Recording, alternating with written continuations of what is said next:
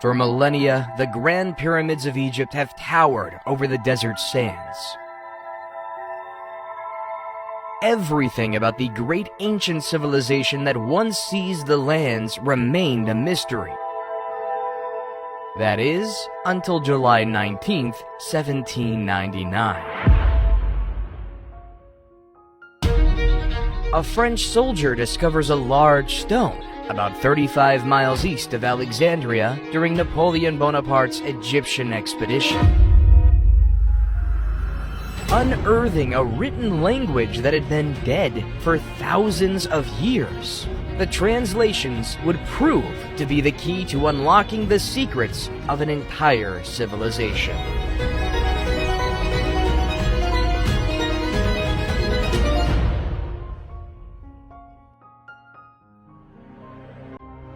Egypt is the gift of the Nile. That's what Herodotus, the father of history, said. Since the Nile is the lifeline, as it provided Egypt with water for the cultivation of crops, which led to the burgeoning of civilization all along the length of the Nile Valley. The river strip that divided the Egyptian territory into two parts provided a favorable environment for the rise of civilization when the Nile Valley began in the Miocene times, cutting it into its current shape. The various geographical resources effectively contributed to the state's foundation. As a result of the annual floods that spread the fertile soil to the east and west over the centuries, mud deposits built up. When the water recedes and flows along its banks, the agricultural year begins, making Egypt one of the first agricultural communities that ever existed in human history. At the end of the Paleolithic era, there was a widespread production of arrows, harpoons, querns, sewed skins, bone works, and pottery. Carbon-14 tests, on the other hand, were used by researchers to demonstrate that corn was harvested in a Neolithic silo on the edge of Fayum between 4600 and 4250 BC. Later, people built shacks and huts out of reeds and solid mud and sowed corn on the muddy soil of the Nile marshes. Ancient Egypt was divided into two territories, Upper Egypt and Lower Egypt. Lower Egypt lay to the north, where the Nile extended out with its several branches to form the Nile Delta. Upper Egypt, which stretched to Aswan, was to the south. The two kingdoms were united around 3000 BC by King Narmer, but each retained its regalia, the Hedjet or white crown for Upper Egypt and the Deshret or red crown for Lower Egypt. As a result, the pharaohs were known as the rulers of the two lands, and they wore the Shent, a double crown with each half denoting sovereignty of a different land.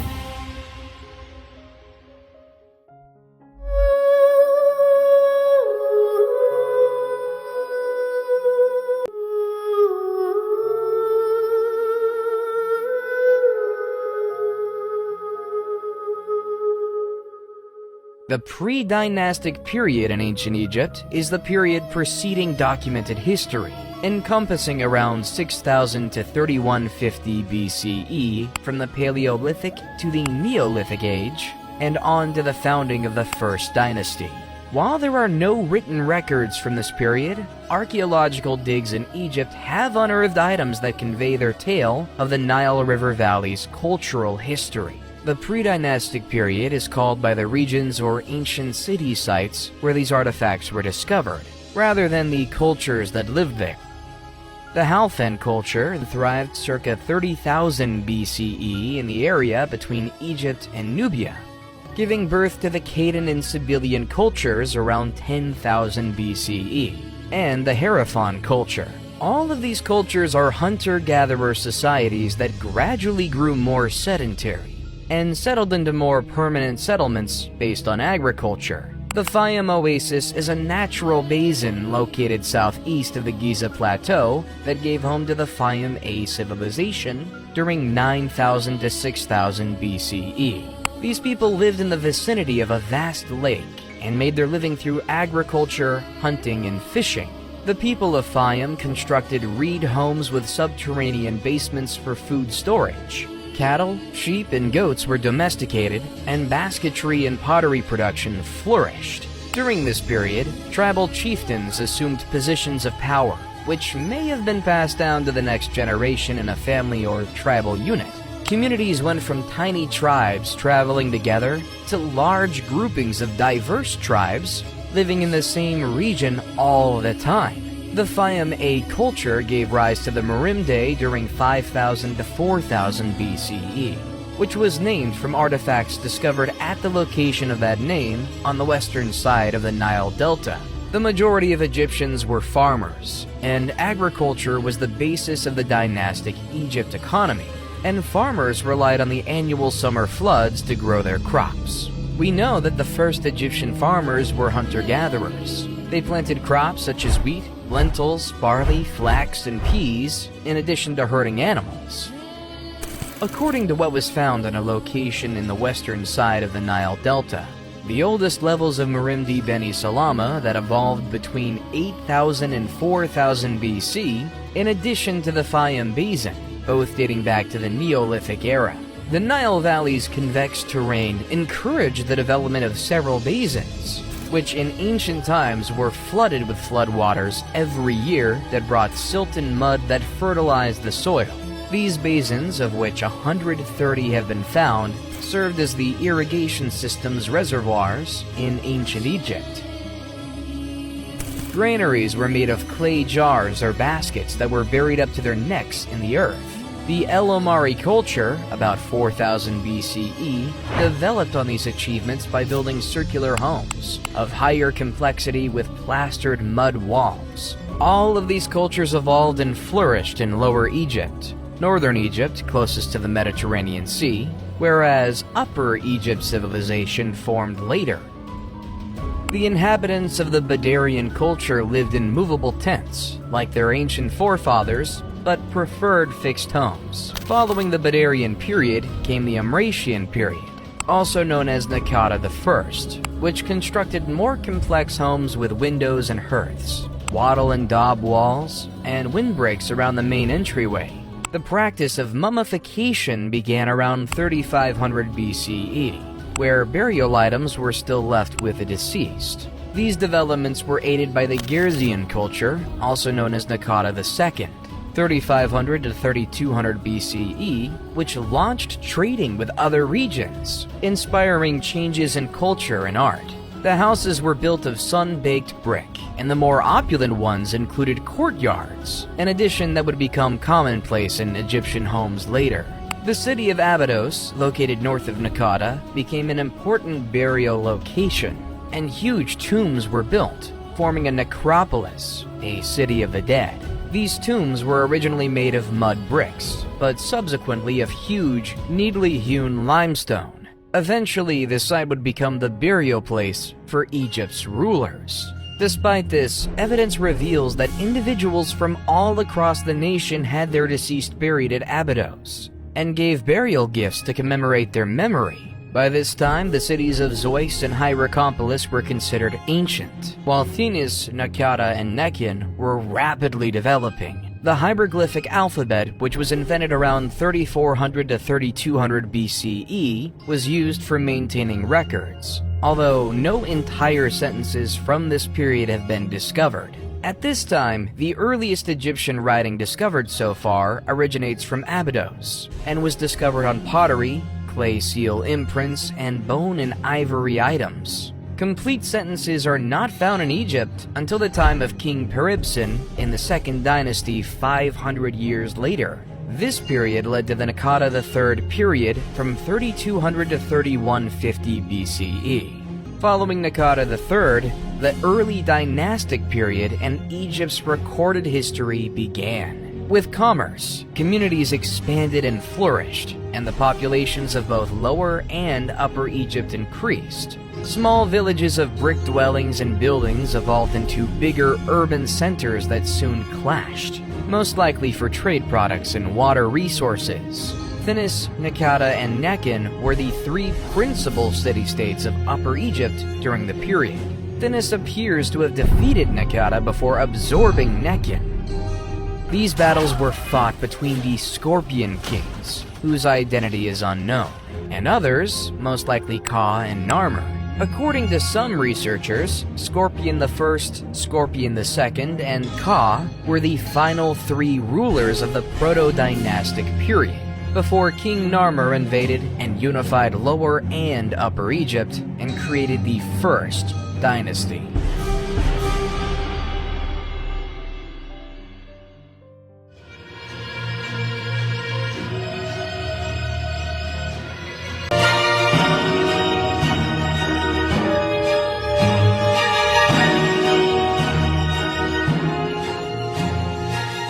The early dynastic period in Egypt began in the years 3150 to 2613 BCE.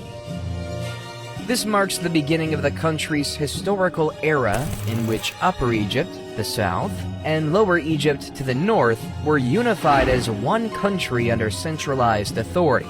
During this time, the divine rule of the monarch started, and a distinct Egyptian culture emerged, including the development of writing, arts, and sciences. Menes, the first king of Egypt, was a ruler of Upper Egypt, presumably from Thinis or Hierakonpolis, who defeated the other city-states around him before conquering Lower Egypt around 3150 BCE. Narmer married the princess Neithotep of Nakata in an arrangement to enhance the links between the two towns. He undertook military operations in Lower Egypt to quell revolts and expand his territory into Canaan and Nubia. He sponsored massive construction projects, and urbanization developed throughout his reign. Hor-Aha, Narmer's son, is assumed to have succeeded him in 3100 BCE, continuing his father's military expansion and increasing trade. He was notably interested in religion and the concept of the afterlife, and it was under his reign that the Mastaba tomb was built. Hor-Aha was replaced by his son Djoser in 3050 BCE, who followed in his father's footsteps. His son Jet, about 3000 BCE, married Princess Mernith, and is considered to have taken leadership of the nation after his death.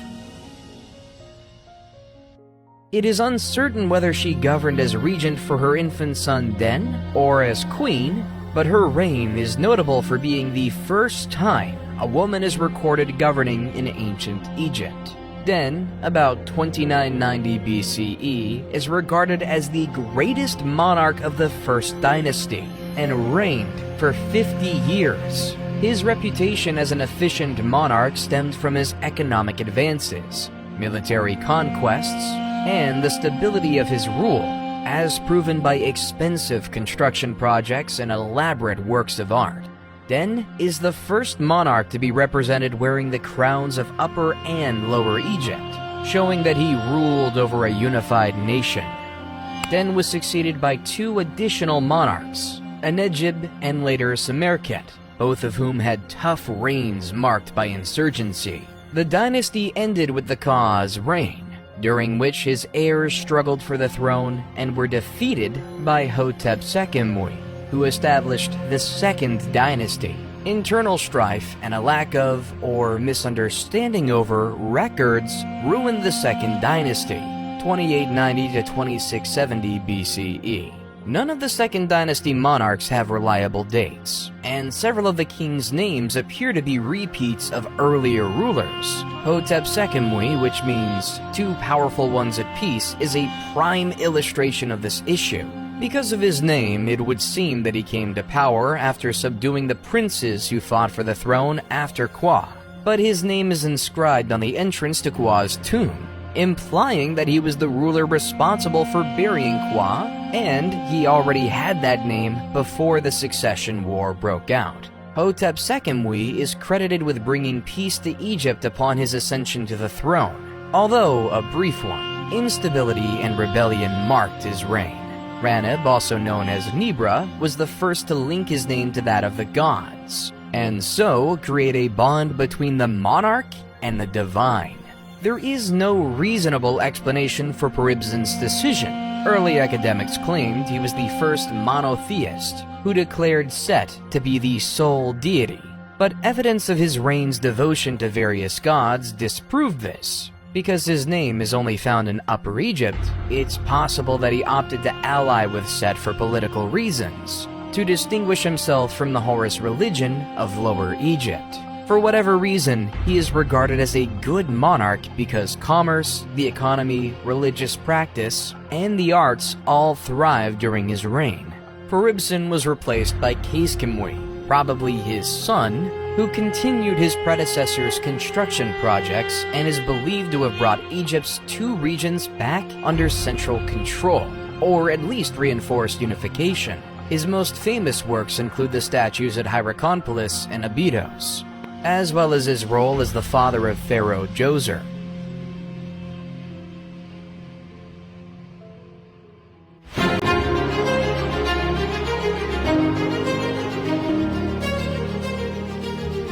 The Egyptian Third Dynasty starts with King Djoser, best known for his step pyramid at Saqqara. Manetho's timeline is hazy on who Sennacht was when he governed in the Third Dynasty, and even his name. Sennacht's name is only known from the Abydos monarch list, the Turin Papyrus, and two reliefs discovered in the Mastaba tomb, number K2 at Beit Kalaf. Djoser erected so many monuments that historians have long assumed his tenure extended at least 20 years. He started military campaigns to Sinai and kept Egyptian unity, resulting in the stability required for his construction projects and the growth of the arts. Djoser's step pyramid at Saqqara is Egypt's first recognized pyramid, which was designed by his architect and vizier, Imhotep. Imhotep was a vizier, sage, architect, astrologer, and chief minister under Djoser, the second pharaoh of Egypt's Third Dynasty, who was later deified and worshipped as the god of medicine in Egypt and Greece, where he was associated with the Greek deity of medicine, Asclepius. He is thought to have designed the step pyramid in Memphis's Saqqara necropolis. This pyramid, which has 6 steps, is the world's oldest surviving stone monument. An inscription carrying his name on a statue of Djoser uncovered near the Saqqara pyramid site attests to Imhotep's high status in Djoser's court. The inscription includes titles such as the leader of the sculptures and the chief of the seers. Historical documents depicting Egyptian society and medicine throughout the Old Kingdom demonstrate that the main magician of the pharaoh's court frequently functioned as the nation's chief physician. The step pyramid started as a basic mastaba monument with a flat top and sloping sides, similar to many previous dynasties' tombs. The architect, Imhotep, on the other hand, had bigger plans for his king's eternal dwelling. The step pyramid is a succession of mastabas piled on top of each other, each step slightly smaller than the one beneath, to create a pyramid shape.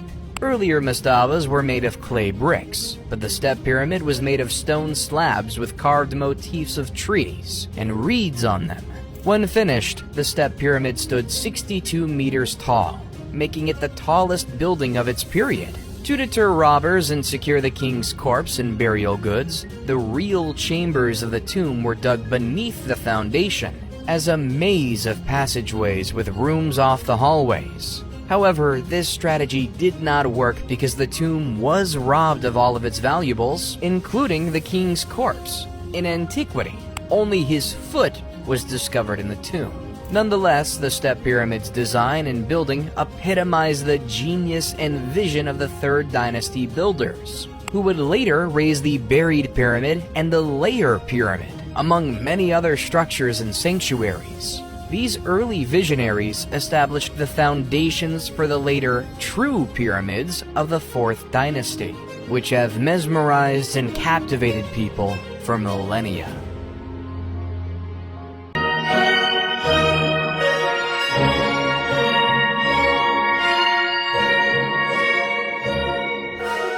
The Old Kingdom of Egypt is also known as the Age of the Pyramids or the Age of the Pyramid Builders, because it contains the Great Fourth Dynasty, during which King Sneferu mastered the craft of pyramid construction, and the pyramids of Giza were built under the reigns of Khufu, Khafre, and Menkaure. The historical documents of this time, the 4th to 6th dynasties of Egypt, are sparse, and historians consider the history of the era as literally written in stone. and mainly architectural in that academics have been able to build a history through the statues and their inscriptions. The pyramids themselves provide little information about their architects, but adjacent funerary shrines and stelae provide the king's names and other significant information. In addition, carvings in stone discovered elsewhere during the period document different events and the dates on which they happened. Lastly, the mausoleum of the 5th dynasty's last monarch, Unas, contained the first pyramid texts, detailed drawings and writings inside the tomb that cast light on the religious views of the period. During the Old Kingdom of Egypt, the elite standardized art and figures were produced uniformly to reflect the tastes of Memphis, the capital.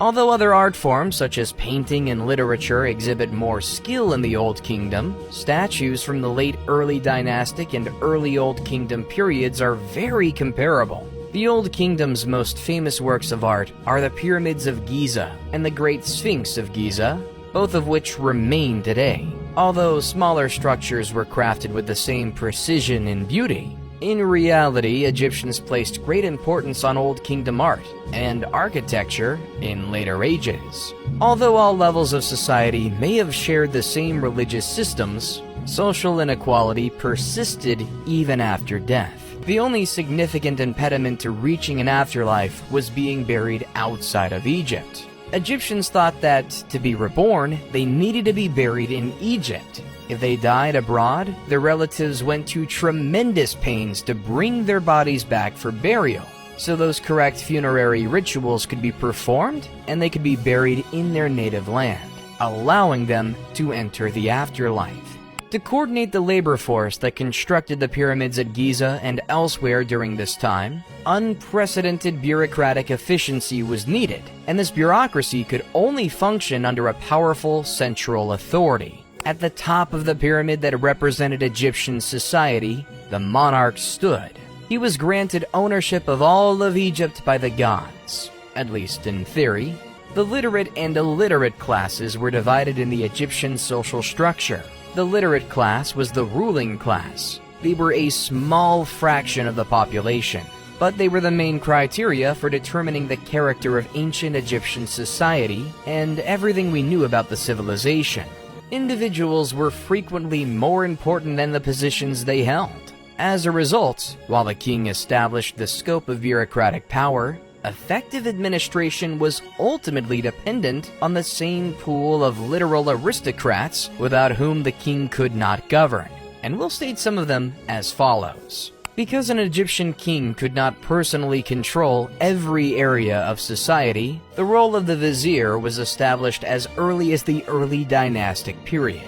The vizier, who can be assimilated into a form of prime minister, assigned responsibility to other members of the court, sent communications through scribes, and managed the military, regional governors' activities, public works projects, and tax collections, among other things. Huni, the last king of the Third Dynasty, was long thought to have initiated the massive building projects of the Old Kingdom by constructing the Mitam Pyramid.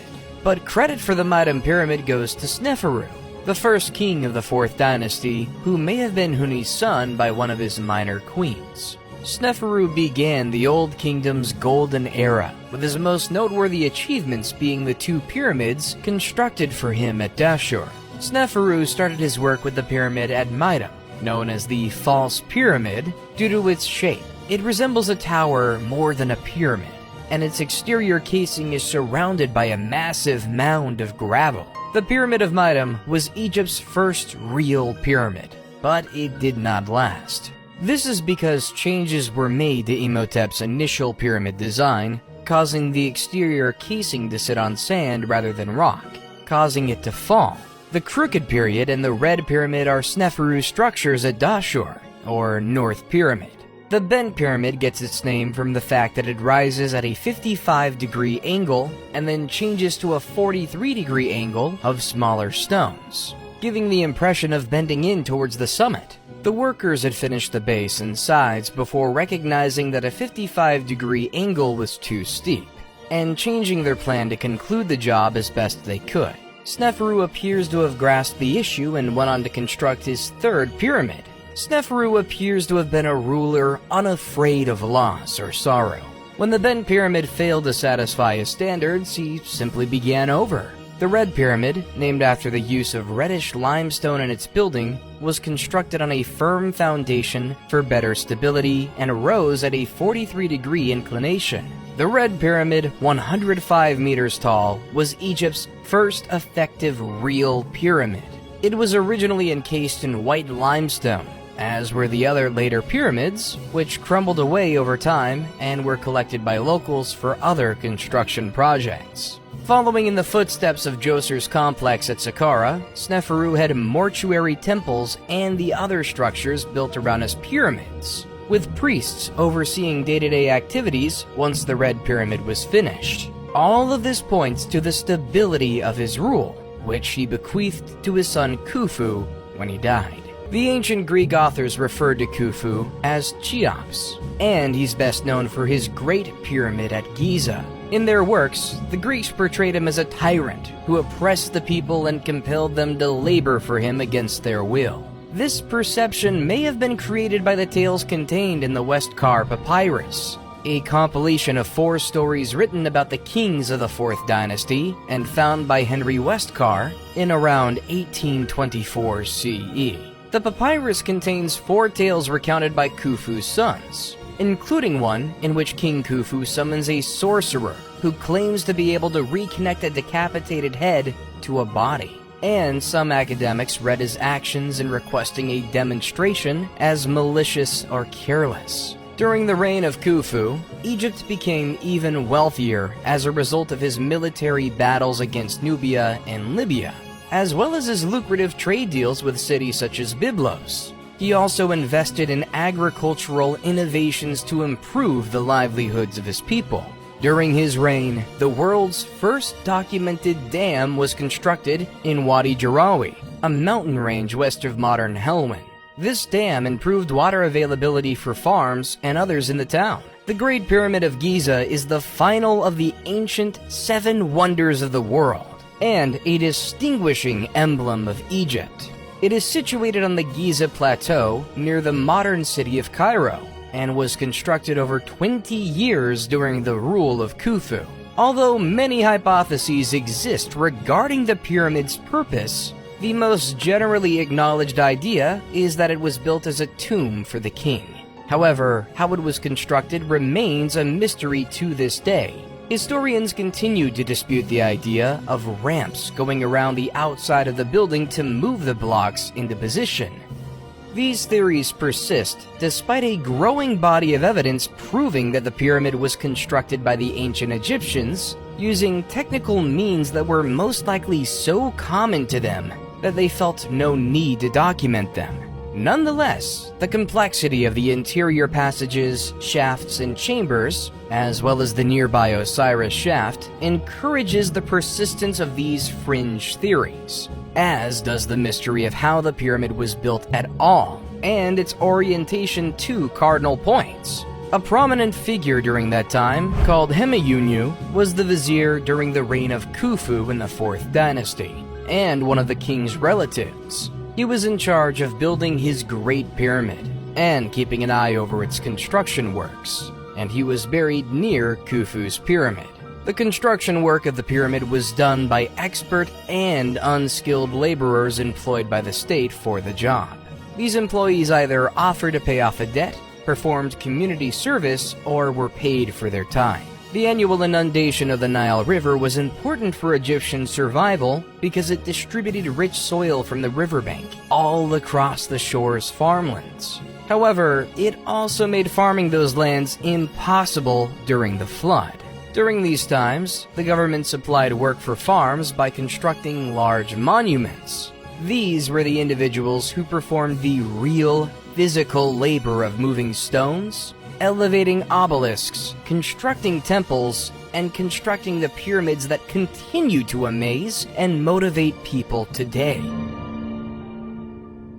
Khufu was replaced by a family member outside the legal line called Djedefre after his death.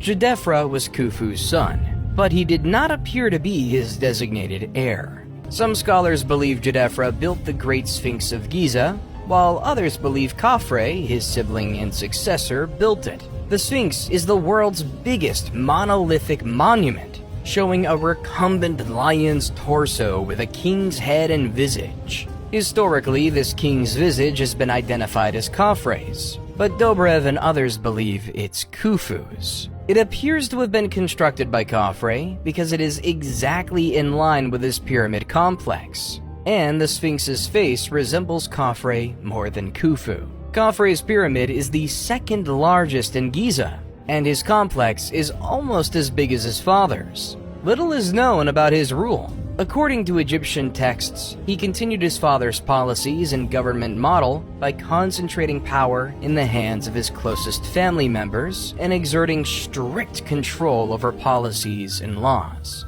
Following Khafre's demise, succession was temporarily disrupted again when Baka, Jedefre's son, took the throne. He did not even rule for a year before Menkaure, Khafre's son, took over as monarch. Both the Greeks and the Egyptian writings praise Menkaure. Menkaure, like his father and grandpa before him, started construction on his Giza pyramid and shrine complex. Menkaure's pyramid and complex are smaller than the other two, which represent a significant development in the history of the Old Kingdom, and one of the causes of its collapse. The resources required to construct the Great Pyramid were no longer accessible during Menkaure's period, but he did his best to establish an everlasting residence on par with his father's and grandfather's. Quenra, Menkaure's son and designated successor, perished while this pyramid was being constructed, upsetting the dynastic succession, and Menkaure died before the pyramid complex was finished.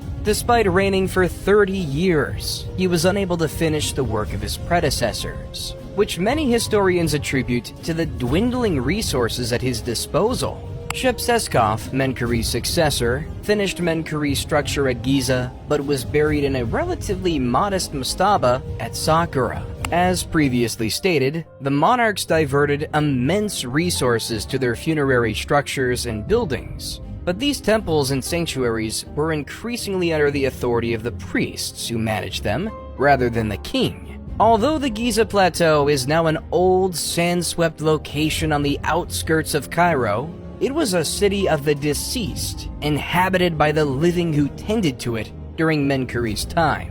Giza had priests' houses, shrines, worker accommodations, stores, factories, breweries, and all the amenities of a small metropolis. The civilian life in ancient Egypt was very active.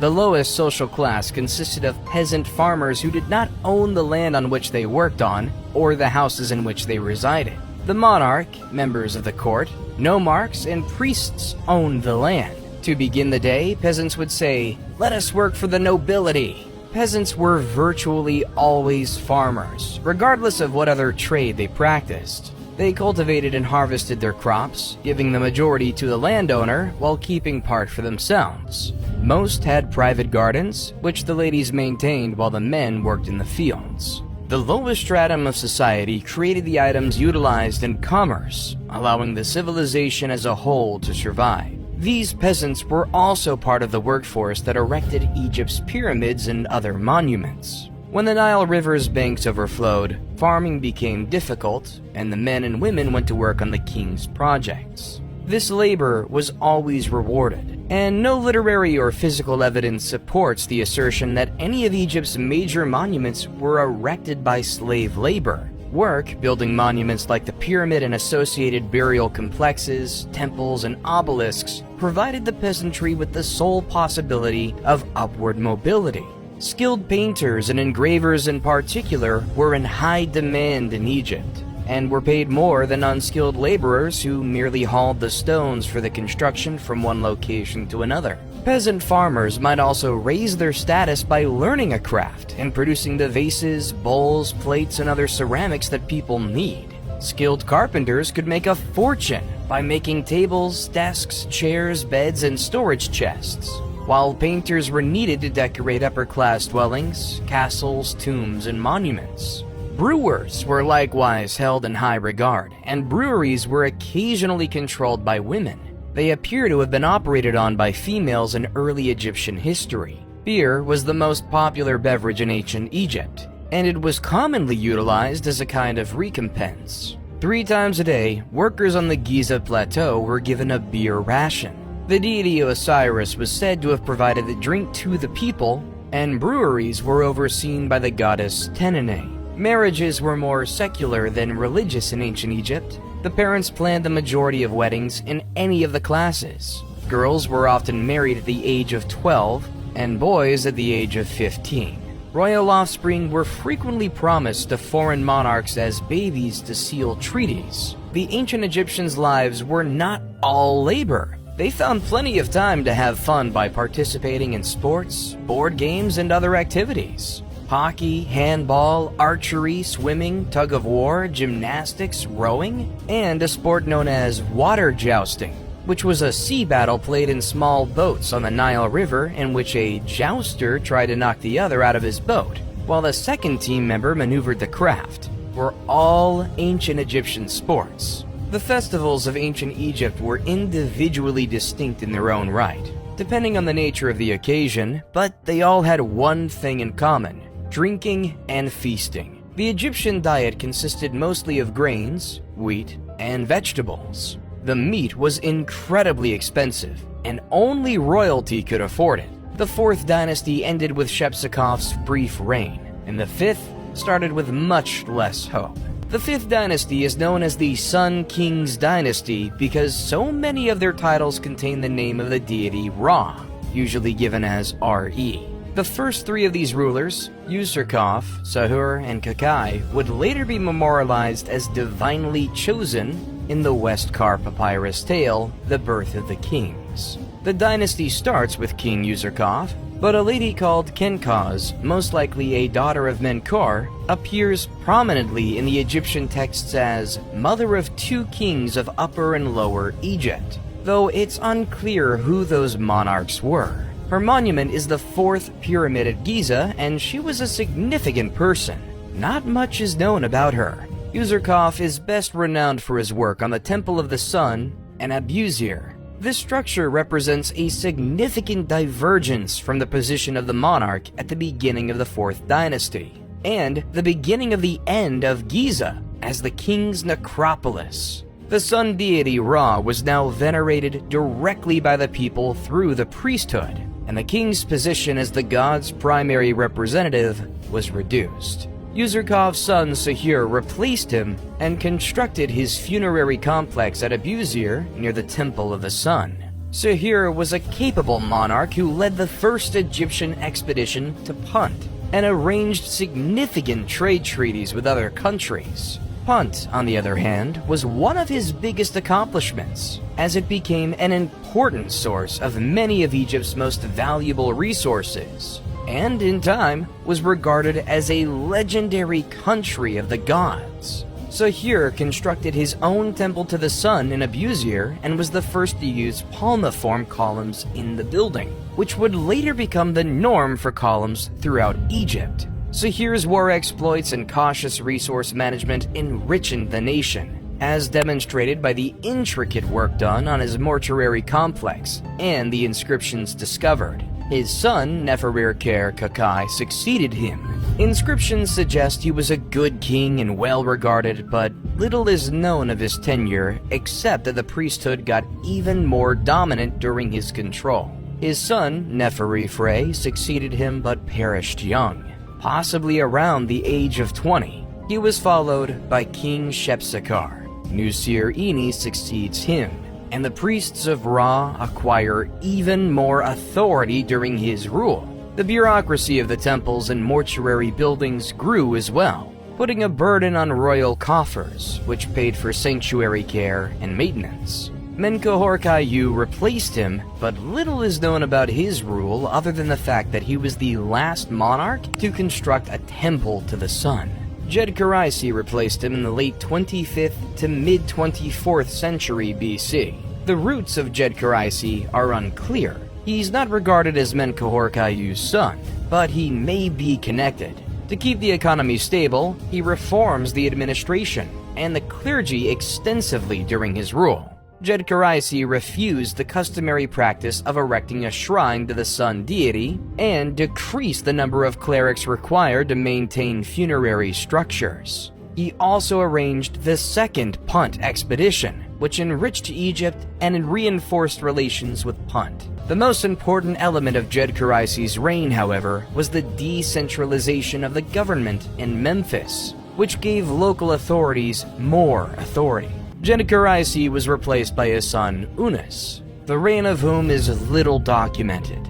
Unas was the first Egyptian king to have the interior of his tomb decorated and inscribed with what became known as the pyramid texts. These inscriptions depict the king in communion with Ra and Osiris. The position of the king was already considerably reduced when the 6th dynasty started. Local officials and bureaucrats built more elaborate tombs than nobles during the rule of the first monarch, Teti.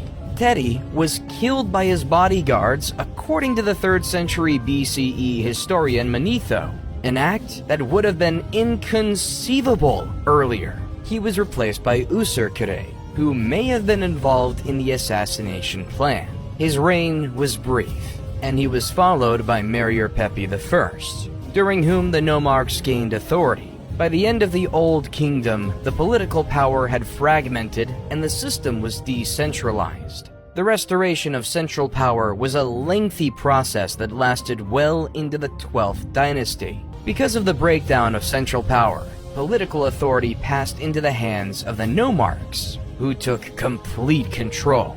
This pattern persisted during the reigns of Merenre-Nemtimsaf I and Neferkare-Pepi II, who ascended to the kingdom as a child and perished as an old man, signifying an incredible rule of nearly a century. During Pepi II's lengthy rule, the Old Kingdom gradually crumbled. The increasing influence of provincial nomarchs and the clergy eroded the central government's and king's authority. Pepi II was followed by Merenre-Nemtimsaf II, with a very short reign, and the dynasty ended with Necherkar, who is identified by some scholars and Egyptologists as the Queen Nitocris from Herodotus's account of an Egyptian queen who avenges her brother's murder by drowning his killers at a banquet. Pepi II had outlived any heirs to the throne and appears to have been a pretty ineffective monarch in his final years. When drought caused famine in the country, there was no effective central authority to react to it. The Old Kingdom terminated with the 6th dynasty because no powerful ruler ascended to the throne to guide the people. Local authorities focused on their areas and lacked the means and motivation to assist the rest of the nation. As the 6th dynasty died out, Egypt gradually descended into the First Intermediate Period.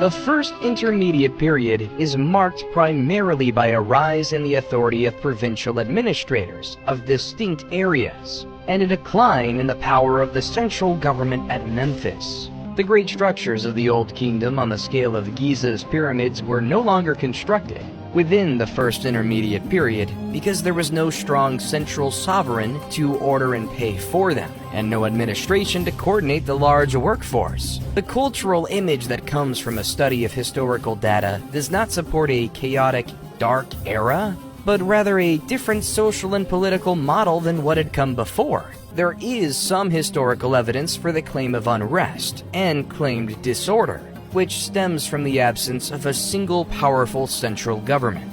The country's different regions were essentially self-governing. The dearth of information about the kings of the 7th and 8th dynasties attest to their ineffectiveness. Their identities and dates will be forgotten in Egyptian annals. The ancient city of Memphis was abandoned at some time by rulers who saw themselves as the heirs of the Old Kingdom kings.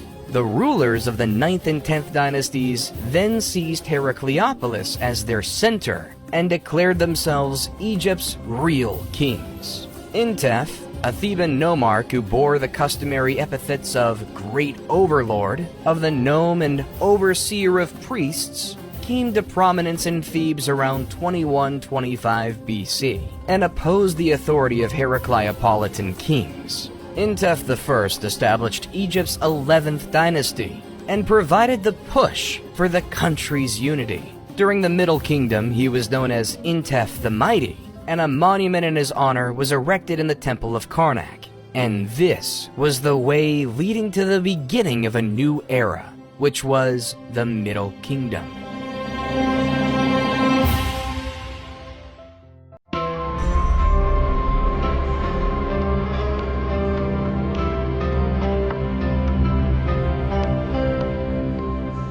Although Mentuhotep II was known as the Second Menace, who united Egypt and ushered in the Middle Kingdom period, the road to that unity was laid out by Intef I and his successors.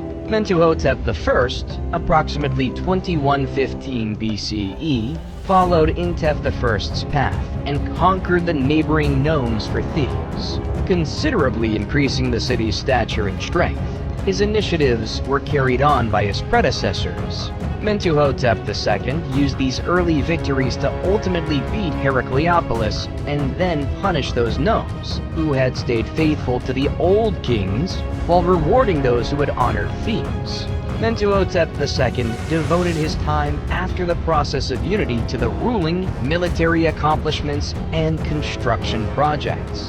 Mentuhotep's successor, Mentuhotep III, reigned during 2010 to 1998 BCE, maintained and expanded his programs. He dispatched an army to punt and strengthened the northern delta's borders. Mentuhotep IV replaced him. His entire 7-year rule is silent, but he most likely continued his predecessor's policies effectively because the nation is thriving when Amenemhat replaces him as monarch.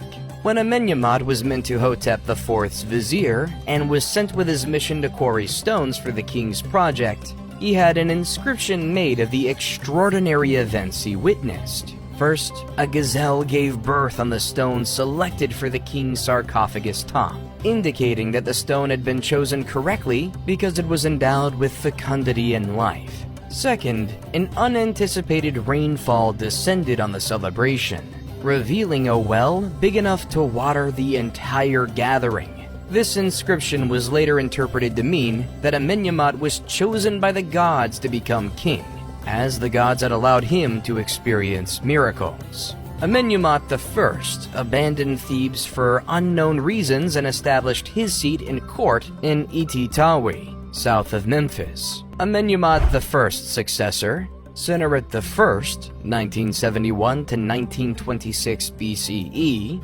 improved the country's infrastructure and initiated the kinds of grand building projects that had characterized the Old Kingdom and represented the king's power, including a temple to Amun at Karnak, which sparked the construction of the Great Temple complex there. Amenemhat I had followed in the footsteps of Intef II and Mentuhotep II by restricting the authority of local nomarchs and priests, and giving power only to those most trusted in the family. Sennacherib I continued the same strategy.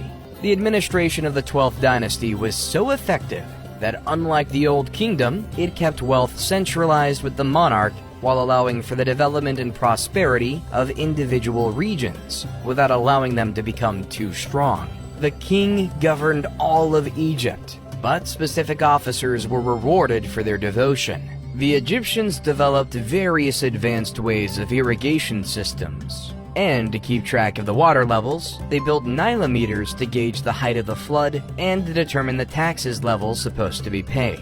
Canals were dug to provide water to different areas when Sennacherib II decided to turn the Fayum area into an agricultural center. He developed a specific irrigation system with a dike that transported water from Lake Moeris, which resulted in crop prosperity in the area. He was also behind the construction of the White Chapel, a building important to historians and academics because it contains a record of all the nomes of the period. Sennacherib I was followed by Amenemhat II, 1929 to 1895 BCE, who may have governed alongside him. The practice of co-regency was unique to the Middle Kingdom, in which a younger man, the monarch's selected heir, usually a son, would govern alongside the king to learn the position and guarantee a seamless transfer of power. Scholars disagree on whether this practice was truly followed, though there is no question that it was followed by Amenemhat II and his successor Sennaret II, 1897 to 1878 BCE. Double dates for two rulers on official cartouches indicate co-regency. Amenemhat II's reign is little known, but Sennaret II is noted for his excellent ties with the regional nomarchs and improved prosperity of the nation. It's worth noting that during Sennaret II's rule, local officials thrived just as they had at the end of the Old Kingdom, but this did not cause the kingdom the difficulties that it had previously. Sennaret II was followed by Sennaret III, 1878 to 1860 BCE, the most potent monarch of the period, whose reign was so prosperous that he was deified during his lifetime. His rule is characterized by military advancement into Nubia, as well as a rise in Egypt's riches and influence. Sennaret III exemplified the Egyptian cultural value of military ability, and quick action was the pinnacle of the warrior king. He was thought to be unbeatable at the helm of his troops. His expeditions into Nubia widened Egypt's borders, and the fortifications he erected along the boundary facilitated commerce. He also conducted an expedition into Palestine, and as a result, trade ties with that area improved. And to control flood and direct irrigation waters, the ancient Egyptians built earth and stone barrages and dams, such as El Lahan Dam, which was erected during the reign of King Amenemhat III, who ruled in the 12th dynasty following the reign of Sennaret III, as he wanted to make good use of the floodwaters for the irrigation system, and to protect the state from destructive high levels of inundation water. Early November, before the water had entirely left the basins, was the time when preparations for planting season began. Before fields were prepared for planting, irrigation facilities were repaired or cleared, and property lines were reevaluated. And since ancient Egyptians were known to document every detail of their daily life, we have seen the process of growing and harvesting the grain depicted in great detail in various tombs paintings. Various crops were planted widely, which made food types plentiful in Egypt, such as emmer wheat, which was used to make bread and beer, grapes for wine, palm dates, doom palms, figs, sycamore, and papyrus, whose stems were used to make paper-like scrolls for writing, and also was a great material to make sails, cords, and even mats. Various tools were used by the farmers during the planting process, such as a very interesting one called shadaf.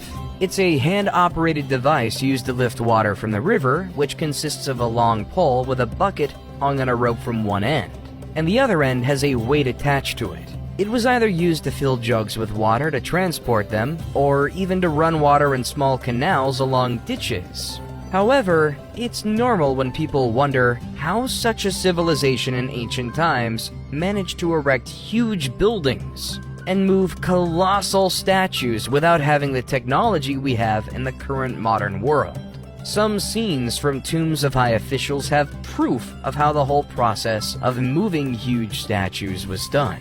Jehudi Necht was a nomarch of the 12th dynasty. He used to govern the 15th nome of Upper Egypt. He has a very interesting scene in his tomb of the transportation of a roughly 6.8 meter high monument of him by 172 people using ropes and a slide, in an endeavor aided by the dumping of water in front of the slide. Unfortunately, no evidence of this colossus has ever been discovered. Amenemhat III boasted of no major military triumphs, but constructed almost as many monuments as his father, and was responsible for the vast mortuary sanctuary at Hawara, known as the Labyrinth. Amenemhat IV, 1815 to 1807 BCE, replaced him, and maintained his policies. He completed his father's construction tasks, and began many of his own.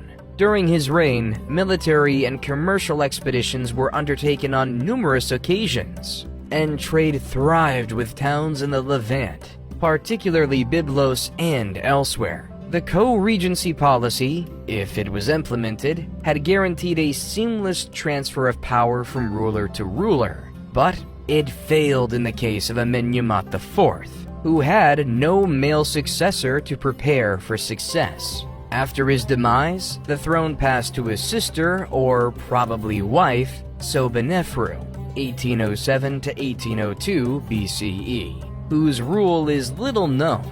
Unless the Queen Nitocris of the 6th dynasty of the Old Kingdom is accepted as real, Sobonefru was the first woman to govern Egypt since the early dynastic period.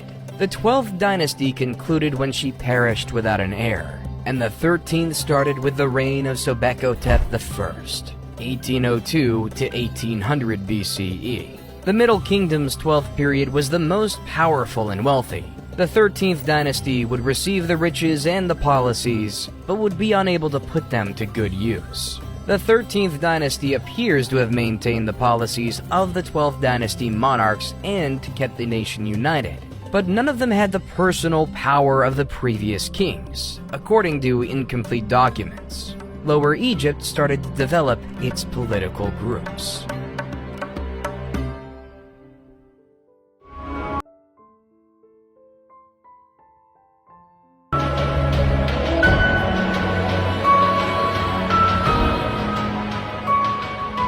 This era starts when the Egyptian rulers of the 13th dynasty relocate the capital from Tawai to Thebes, the former capital of the late 11th dynasty in Upper Egypt, thereby weakening their grip on the north. Amenemhat I, 1991 to 1962 BCE, established the tiny settlement of Hutwaret in the far north at the start of the 12th dynasty, which developed into a commercial hub with easy access to the sea and road paths to Sinai and the area of Palestine. During the 13th dynasty, effective trade and immigration brought an increase of Semitic people to Avaris, who ultimately grew wealthy and powerful enough to wield governmental power in the nation. These individuals were known to the Egyptians as Hekakosset or Hyksos. The name of the Hyksos remains unclear. Many hypotheses have been proposed, including the possibility that they were refugees escaping the Aryan invasion of Asia. The Nordic invasion hypothesis has been debunked, as has this assertion. The Egyptians refer to them as Asians, but this was a word used for anyone beyond the country's eastern boundary, from the Levant to Mesopotamia. During the late 13th dynasty, the Egyptian monarch ceased supplying the border fortifications located in Nubia, and no additional soldiers were stationed there. The troops, who were already stationed at the forts, were never returned to Egypt, and the former garrisons became their permanent residence. These troops served as commerce intermediaries between the Egyptian city of Thebes and the Kingdom of Kush. As the 13th dynasty neglected matters to the south, just as they were doing to the north, the Kingdom of Kush developed into a centralized power, with its capital at Kerma. Some of the ancient Egyptian fortifications along the border were destroyed at some time, presumably during an assault, though this is unclear. What is evident is that as Egyptian government in Thebes disregarded Kush's influence in the south, Kush's power increased, and the boundary became more flexible. The troops who had been left behind no longer saw it as their duty to protect against invasions, and had grown more acclimated to the role of traders than military men by this point. The monarchs documented for the latter portion of the 13th and 16th dynasties are non-Egyptians, or at the very least, do not have Egyptian names and are considered Hyksos rulers. Their timeline is muddled, and some names are only known from ceremonial items, while others are only known from pieces of kings' lists, making dating problematic. The Hyksos achieved economic dominance of the eastern delta and then pushed north, negotiating treaties and forging contracts with various nomarchs, governors, of other districts in Lower Egypt, until they had conquered a sizable amount of territory and could exert political authority. Once established in Avaris, the Hyksos elevated Egyptians to positions of power, adopted Egyptian customs and attire, and absorbed Egyptian deity worship into their own beliefs and ceremonies. The Hyksos monarchs established Egypt's 15th dynasty, but once they were evicted, the invading Thebans destroyed all traces of the Hyksos in Egypt. Only a few Hyksos rulers are known by name thanks to the ruins of inscriptions and other texts discovered at Avaris and elsewhere, including the best known, Apepi. Apepi was also known as Apophis, and had an Egyptian name related to the giant snake Apophis or Apep, the sun god Ra's nemesis. At the same time the Hyksos rose to prominence in northern Egypt, the Nubians rose to power in the south. The Middle Kingdom's 13th dynasty, like Lower Egypt's, had forgotten to pay attention to its southern frontier. Thebes remained Upper Egypt's capital, but instead of dominating the entire nation, it was wedged between the Hyksos in the north and the Nubians in the south. According to Manetho, Apepi of the Hyksos wrote to the Theban king, Seqenenrunta, 1580 BCE, "Do away with the hippopotamus pool to the east of the city, for it prevents me from sleeping day and night." The message was most likely about the Theban practice of hippopotamus hunting, which would have been insulting to the Hyksos, who worshipped Set and included the hippo in their religious observances. Tao, rather than complying with the request, saw it as a challenge to his autonomy and marched on Avaris. His mummy indicates that he was slain in battle, and this, together with the events that follow, reveals that the Thebans were vanquished in this fight. Tao's son Chamos took up the cause, lamenting bitterly in an inscription about having to pay the Asiatics taxes and dealing with outsiders to the north and south of him and his kingdom. He launched a huge attack on the Hyksos, destroying Avaris according to the narrative. Chamos reports that his attack was so fast and scary that it rendered the Hyksos women barren, and that he destroyed the city to the ground following the carnage. This tale appears to be exaggerated, as the Hyksos retained control of Lower Egypt 3 years after Chamos' invasion, and Avaris remained the Hyksos' stronghold. Chamos was succeeded by his brother Ahmose, who, according to the inscriptions, drove the Hyksos out of Egypt and destroyed their metropolis of Avaris. These events are described in the tomb inscriptions of another man, Ahmose son of Abana, a soldier who fought under King Ahmose, who describes the devastation of Avaris and the retreat of the remaining Hyksos to Sharawin in the Palestine region. Ahmose then besieged this city for 6 years until the Hyksos fled again, this time to Syria, although what happened to them after that is unknown. Ahmose I not only established the 18th dynasty, but also began the new Kingdom of Egypt, the age of the Egyptian Empire. The Hyksos were responsible for the formation of a professional Egyptian army of conquest, since Ahmose I, and those who followed him, sought to ensure that no foreign nation ever gained such dominance in their land again. The triumph that would become the new kingdom, a period of unprecedented prosperity and success in Egypt, is the legacy of the Second Intermediate Period. The 18th dynasty of Egypt, established by Ahmose I, would build some of the most renowned and memorable monuments since the Old Kingdom's pyramids, and expand Egypt's borders into a kingdom.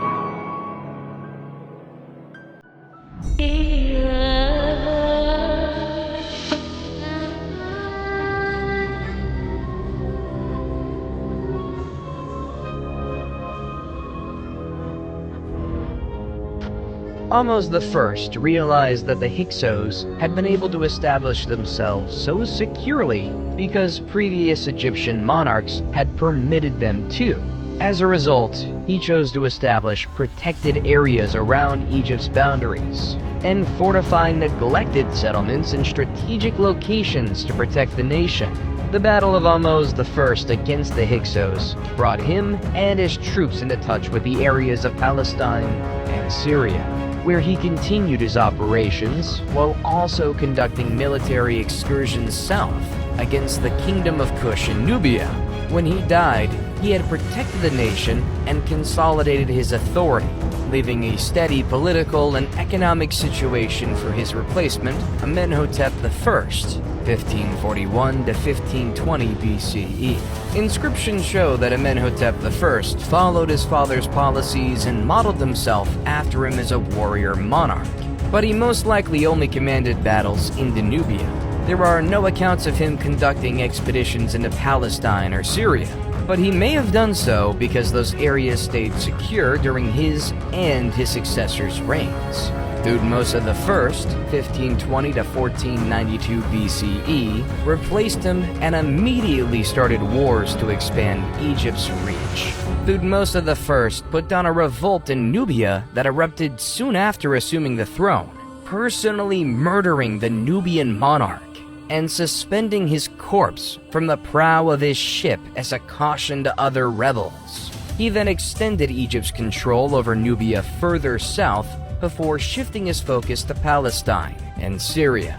He expanded Thebes' famous Temple of Karnak and built numerous other temples and structures throughout Egypt. Thutmose II, 1492 to 1479 BCE, succeeded him, but little is known about his rule because he was quickly eclipsed by his more potent half-sister, Hatshepsut. Hatshepsut, 1479 to 1458 BCE, was one of the most potent and effective New Kingdom rulers. Thutmose II had one child with her, and he had another with a minor woman, Thutmose III, whom he named as his successor, 1458 to 1425 BCE. Following Thutmose II's death, Hatshepsut was appointed regent of Egypt and officially co-ruled with Thutmose III, but she had been the force behind her husband's tenure, and continued to do so as she saw fit after his death. Hatshepsut is in charge of numerous construction initiatives. She conducted the most successful expedition to Punt, added her works to the temple at Karnak, and governed in harmony with Nubia to the south. Her construction undertakings were so beautiful and numerous that subsequent pharaohs claimed ownership of them.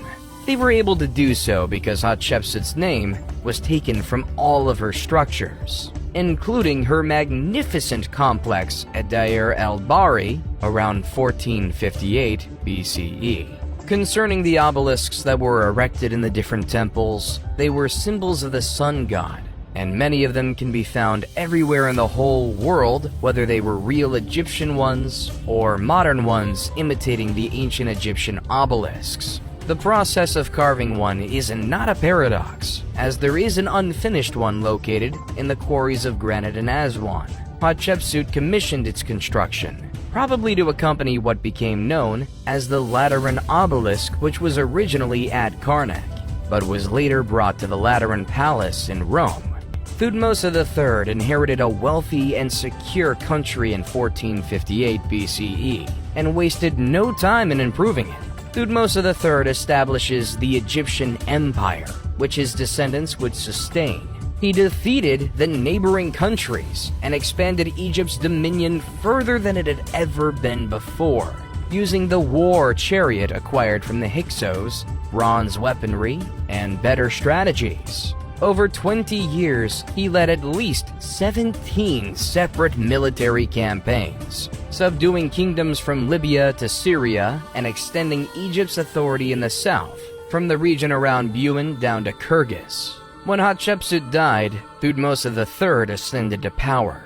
Believing him to be weak and inexperienced, the king of the Syrian city of Kadesh instigated a revolt in the Egyptian province of Canaan, which swiftly gathered support from other places aiming to dethrone Egypt. This coalition met in the city of Megiddo.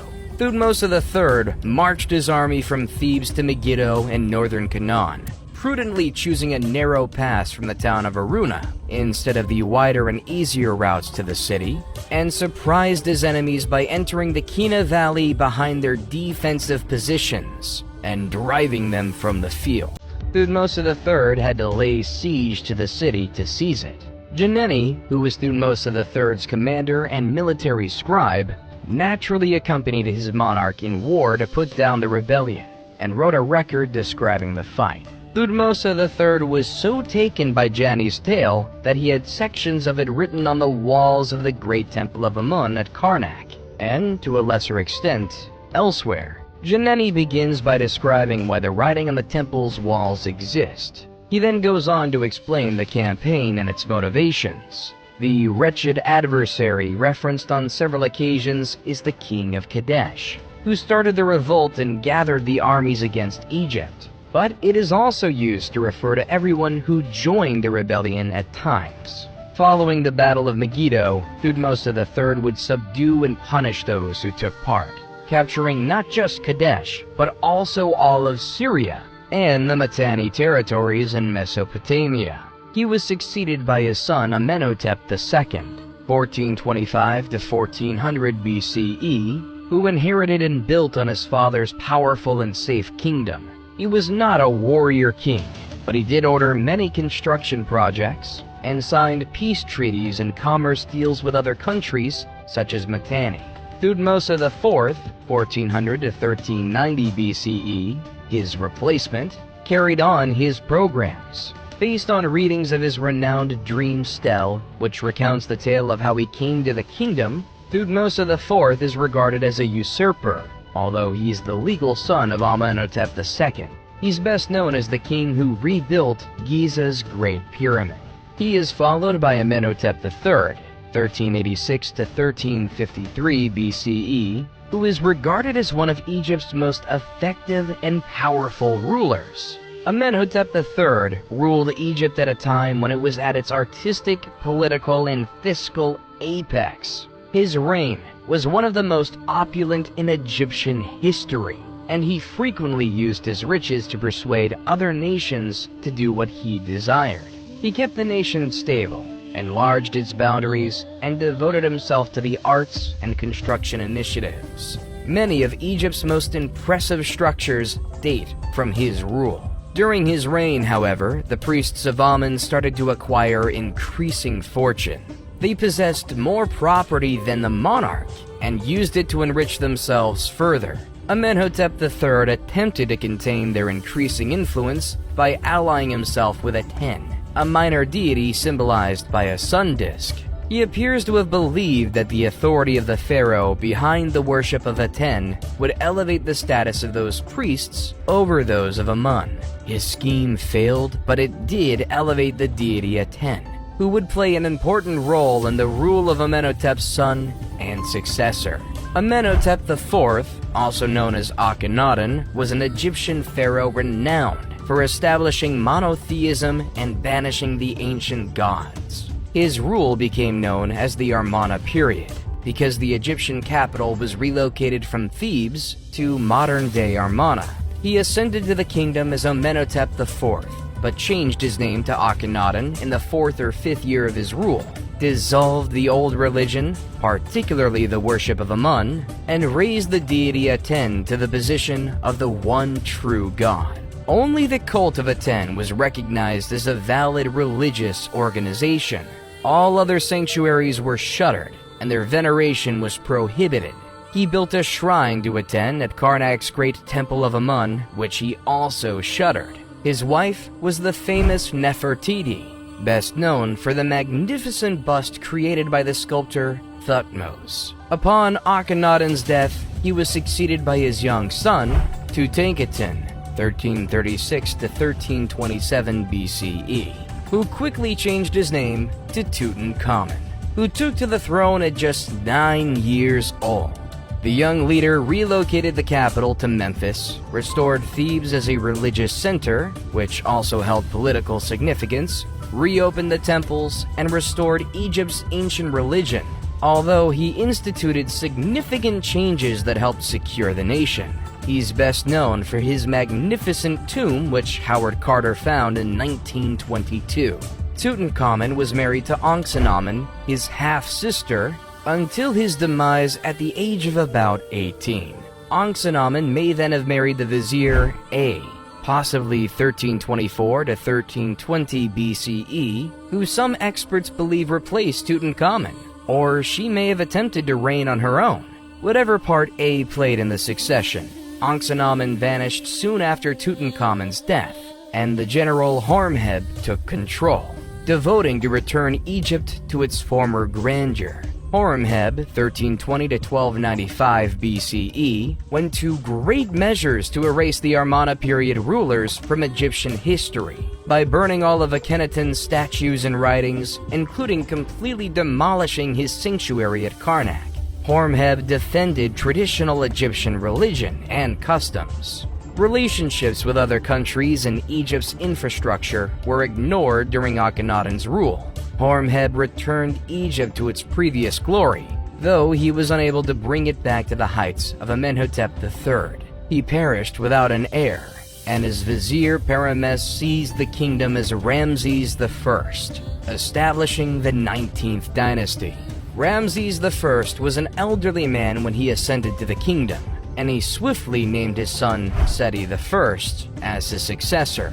Ramses I resumed Horemheb's task of rebuilding Egypt's sanctuaries and shrines, as well as adding to the vast temple of Amun at Karnak. He gave Seti I the authority to lead military missions to reclaim areas lost during Akhenaten's rule.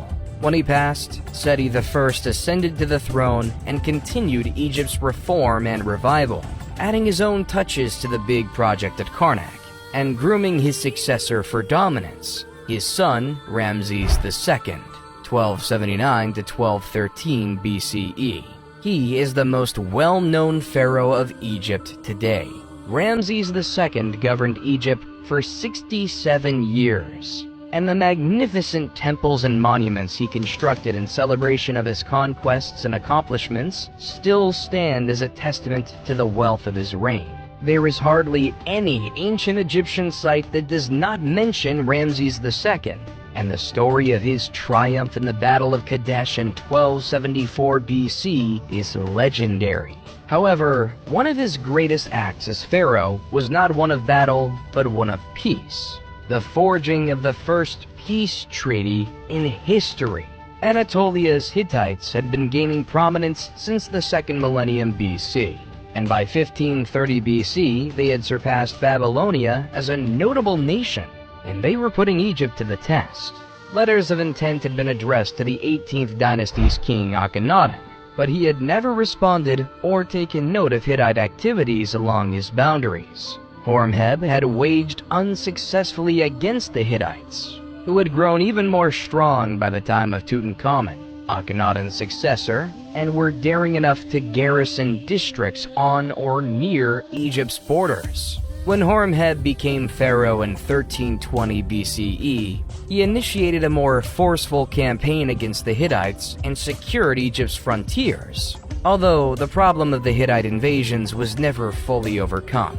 Seti I had gained Palestine and Kadesh for Egypt, but happy with the victory, had made no plans for the city's defense. Now, Ramses II of the 19th dynasty had to cope with the problem of the Hittite invasion, and gathered his forces at Ramses in 1274 BC to remove the Hittites from Kadesh and weaken their army. Riding in his chariot at the head of 4 divisions, 20,000 soldiers, Ramses II marched his first division so quickly that he soon outdistanced the other 3.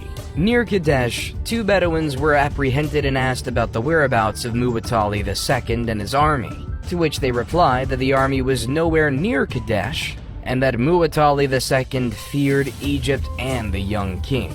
The Bedouins, however, were Hittite spies, and Muwatalli II had already fortified Kadesh, with his chariots, 3,500 of them, and troops, 37,000 men, waiting just over the next hill. According to some combat accounts, Ramses II caught several more spies who told the awful reality about his condition, but the information arrived too late.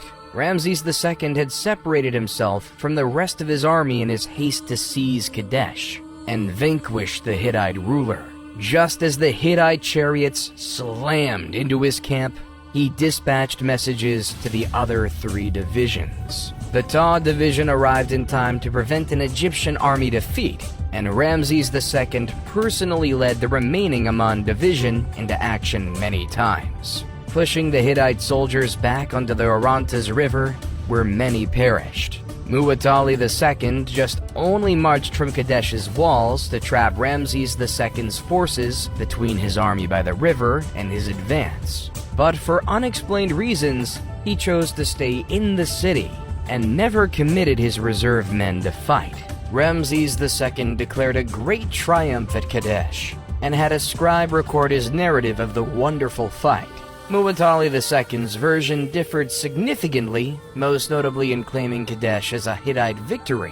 While Ramses II did not capture the city, he did break the Hittite army on the field.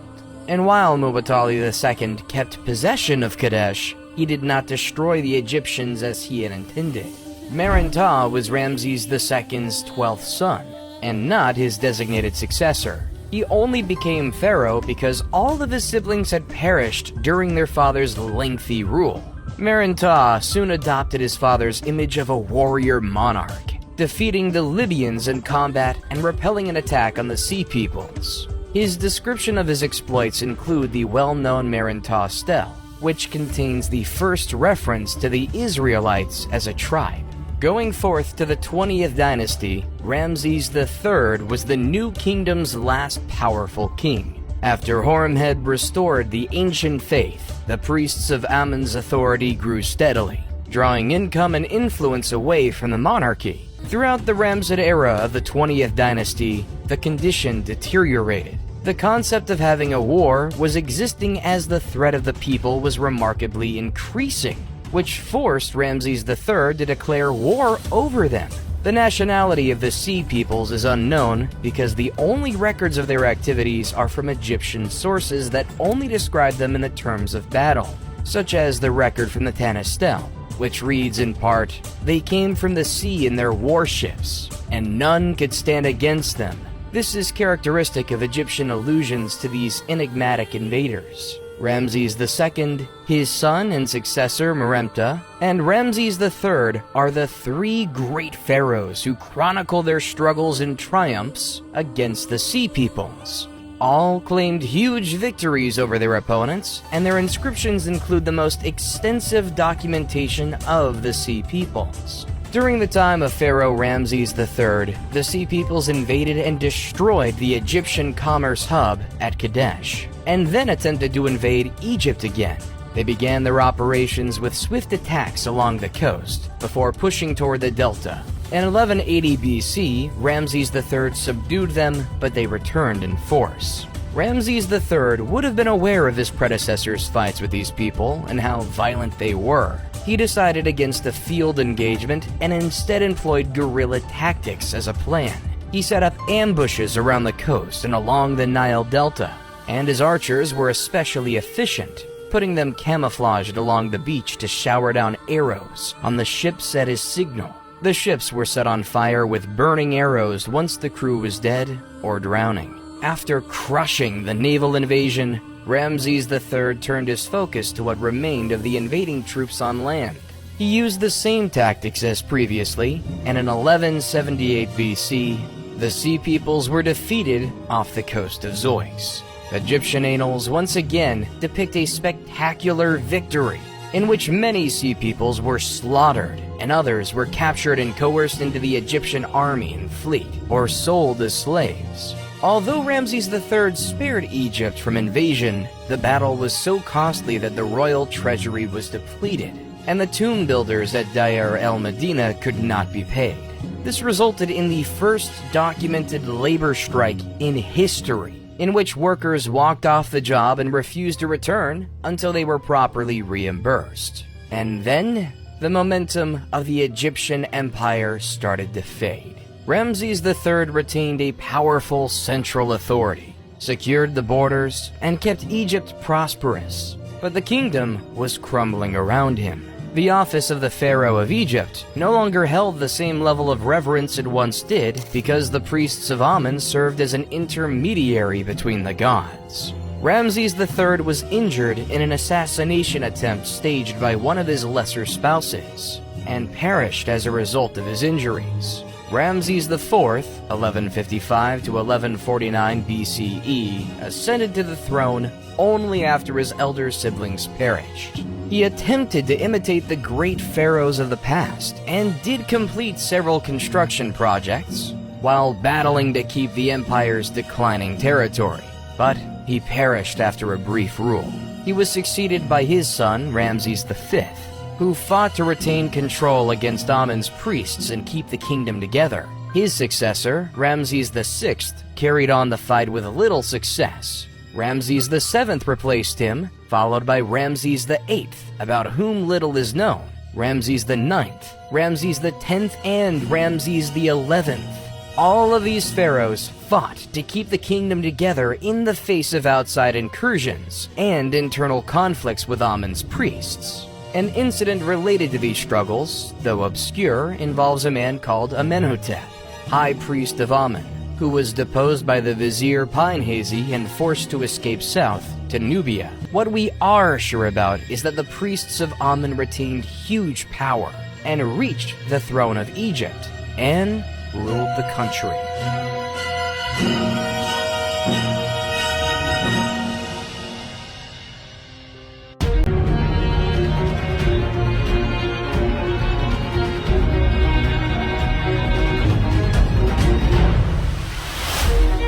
Smendes, 1077 to 1051 BCE, a ruler of Lower Egypt who governed from Tanis, interred Ramses XI. Following the Egyptian custom, a monarch was buried by his successor, and Smendes asserted his legal right to govern by relocating the capital from Per-Ramses to Tanis. However, by this time, the priests of Thebes had grown strong enough to assert their authority to rule, and the nation was divided between Tanis's control over Lower Egypt and Thebes's rule over Upper Egypt. Contrary to popular belief, this split did not end in civil conflict or internal strife. Smendes was strong enough to be noticed, but he only controlled Lower Egypt, and not much of it. He governed around the same period of Thebes' high priest Herihor, who reigned from around 1080 to 1074 BCE. Herihor was a general of the troops, as were all Amun's high priests, but he had little impact outside of Thebes. This would be the dominant model for the majority of the Third Intermediate Era. Individual nomarchs were strengthened at the cost of either part of the central government, as in the First Intermediate Period, and both Tanis and Thebes failed to exercise any major influence over the nation as a whole. The 22nd dynasty, which governed publicly under Libyan titles, was also Libyan. Shoshenq I, 943 to 922 BCE, established it after unifying Egypt and embarking on war operations reminiscent of Egypt's empire days. Shoshenq I reformed Tanis's administration and Thebes's clergy. The clergy would no longer be a hereditary post, but rather one of nomination by the monarch, as would be the choice of God's wife of Amun.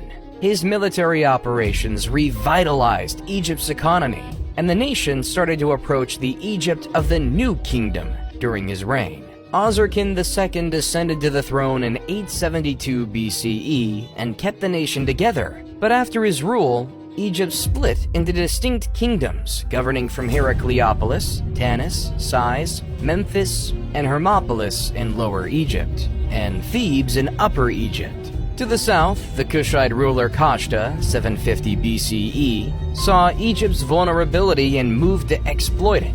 Kashta adored Egyptian culture and had Egyptianized his capital city of Napata, and thus his entire territory. He had strong trade connections with Thebes and was well versed in the procedure of appointing priests and other high officials. Pi, 747 to 721 BCE, his son, strengthened Nubian dominance of Upper Egypt, and when the kings of Lower Egypt protested, he commanded a large army against them. Pi conquered Lower Egypt, capturing and subjugating all of the main towns before marching back to Napata. Egypt was now legally under his rule, but he allowed the Lower Egyptian kings to regroup and re-establish their power. These buffer zones diminished during the Third Intermediate Period, and Egypt lost its prior strength. But there were still countries on its boundary, such as Judah and Israel, that served the same purpose. The subjugation of those areas by Shoshenq I pushed Egypt's boundary up against the Assyrians, with no buffer in between. Moving forth to the 26th dynasty, Psammetichus I was a powerful ruler who instilled in his people the grandeur of Egypt's past by restoring it through massive projects, renovations, restorations, and military feats. His son, Necho II, 610 to 595 BCE, continued his father's legacy by conducting military battles, ordering construction projects, and expanding the military. The Egyptians were never great seafarers, and Necho II recognized this by establishing a fleet of Greek mercenaries, which proved quite successful. Necho II is regularly portrayed as a great warrior and military commander who strengthened the nation he had inherited. During the reign of Amasis II, he was successful in reforming government spending while also stimulating the economy and directing war operations. Egypt came together behind his leadership and thrived once more, with a thriving economy, secure boundaries, and prosperous commerce. Building projects, temples, and other works of art were finished, and Egypt's reputation regained some of its lost lusters. He was replaced by his son Psammetichus III, 526 BCE, who was a young and inexperienced king who was ill-prepared for the difficulties he faced. Cambyses II, the Persian monarch, had sent to Amasis asking for one of his daughters as a bride. But Amasis, not wanting to obey but also trying to prevent confrontation, sent Apries' daughter instead, who was his predecessor. This former Egyptian princess was profoundly offended by Amasis' choice, particularly since it had long been Egyptian policy not to transfer noble women to foreign monarchs as wives. When she arrived at Cambyses II's palace, she disclosed her true identity, and Cambyses II vowed to revenge Amasis' slander by sending him a fake bride.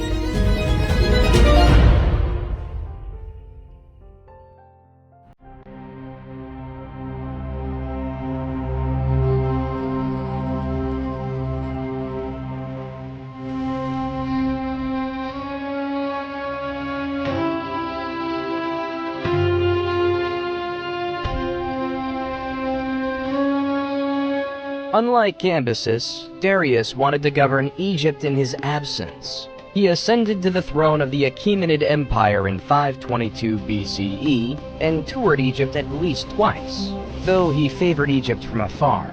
Nonetheless, he adored the culture and directed funds towards the reconstruction of destroyed temples and the dedication of new ones. In keeping with the Persian practice of religious tolerance, Darius praised the Egyptian gods with presents and statues. He is widely viewed as having a gentler hand with Egypt than Cambyses. For the second Persian conquest of Greece in 480 BCE, his son Xerxes I, 486 to 465 BCE, relied on all the resources of the Achaemenid Empire, including Egypt. When the Persians were defeated at Salamis in 480 BCE and Plataea in 479 BCE, Xerxes abandoned foreign affairs in favor of construction projects and different relationships with court ladies. Artaxerxes I, 465 to 424 BCE, succeeded him and battled for 6 years to put down the first significant Egyptian rebellion,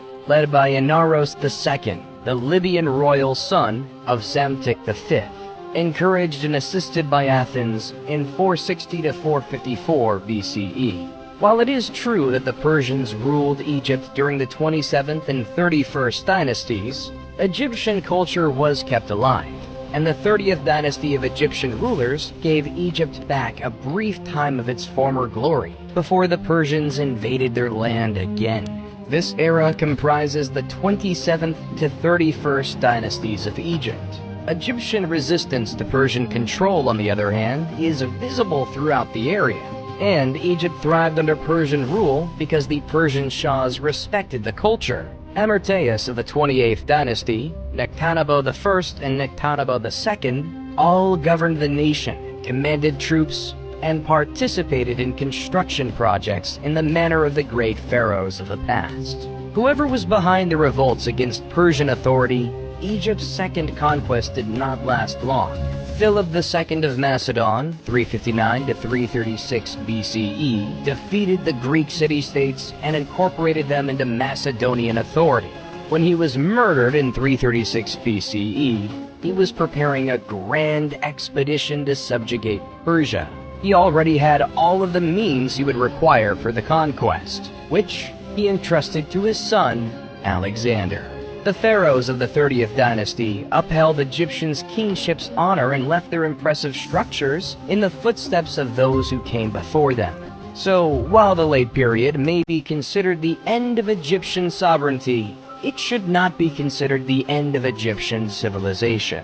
Even today, Egypt's cultural accomplishments inspire respect, if not fear, and remain among the most popular and intriguing of the old world.